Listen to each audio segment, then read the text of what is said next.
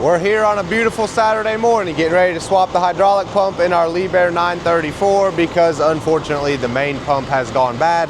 It is chattering extremely bad and there are some metal shavings in the system. So instead of continuing to run it, to move it, and potentially cause bigger problems by putting more metal in the system, we're gonna go ahead and swap that pump out. It's gonna be a little bit of a process, but I hope we can knock it out today, get all the lines changed over, put fluid back in the machine, flush it just a little bit, and then hopefully fire it up and see if that fixes our issue. The reason why we're here on a Saturday is we've just been having terrible luck over the past few weeks with machines, especially hydraulic pumps. The main pump is out in the 934, the swing pump is out in this 942, which should be here Monday, hopefully.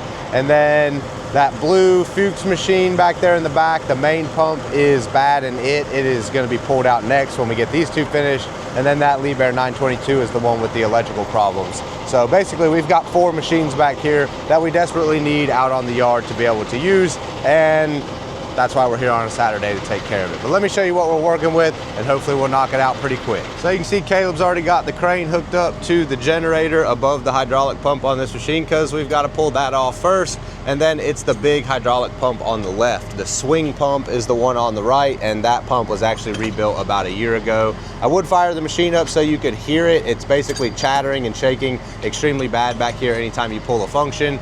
And like I said, I just don't want to do that because it's continuing to put metal shavings in the system. So we just want to prevent causing any other problems, getting in the valves, the cylinders, etc. So we're going to get the generator pulled off and then we'll start pulling the lines loose. We'll have to get some drain pans down here. It is going to be a little bit of a pain because the track is right here underneath it and we're going to have to try to catch all the fluid. But anyways, let's have at it.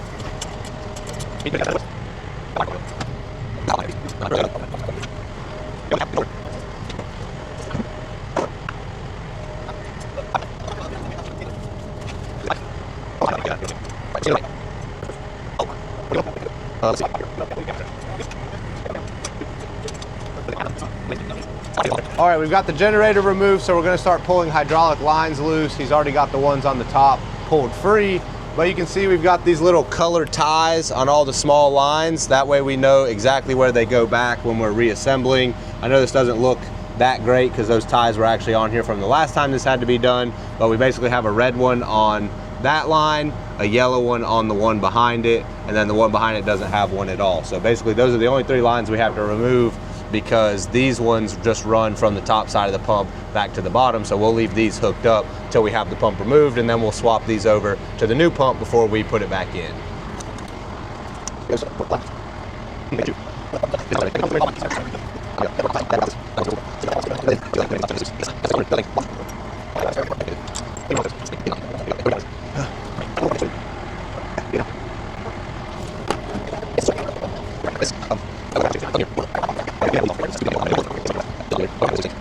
All right, we've got the pump pretty much all the way disconnected and ready to come out. We've got all of the lines disconnected on the top and the bottom, which of course is why we've got hydraulic fluid dripping everywhere, but it's going down into the drain pan, so that's okay.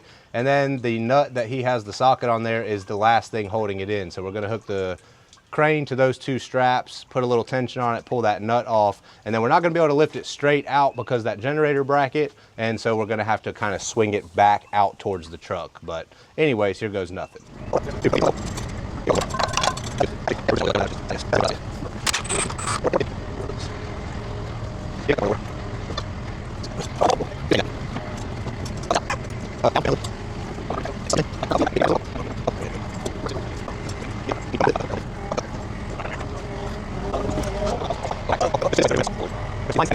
So as you just saw, we got the old pump out and we got the used pump to go back in. This one's just been sitting, so hopefully it is good to go. But we got to swap over all of the lines off of the regulators, make sure it's set up the exact same way as our machine. But the pump is the same, the regulators themselves are the same, so we just got to change a couple of these fittings and some of these lines, and we're going to clean this up a little bit before we reinstall it, because unfortunately once we got this one out we realized that some of these lines are in very, very bad shape.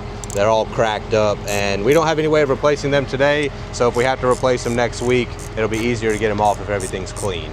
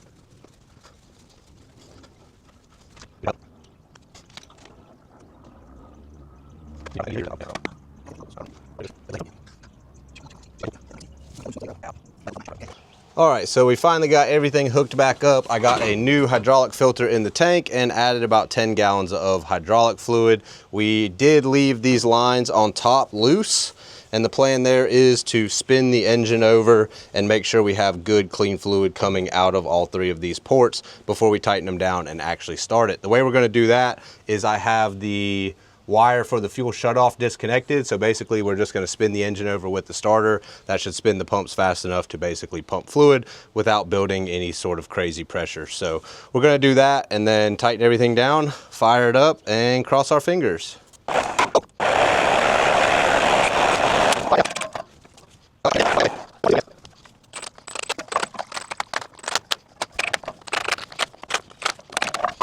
The system is bled and everything seems to be working properly, so we're gonna fire it up and hope for the best.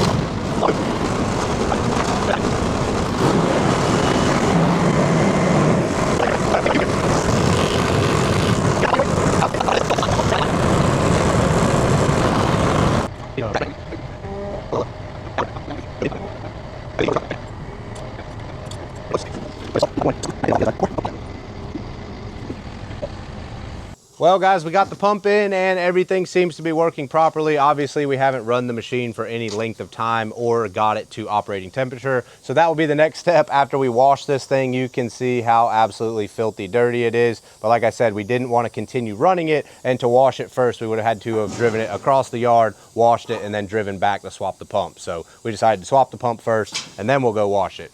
Anyways, this is one of the nice things about having several of these older model machines that all have sort of interchangeable parts, is we can kind of just pull parts from somewhere else and fix a machine and get it going. So anyways, I'll keep you posted on if anything changes or if we have any issues down the line. But as far as I'm concerned, that's a fix for today.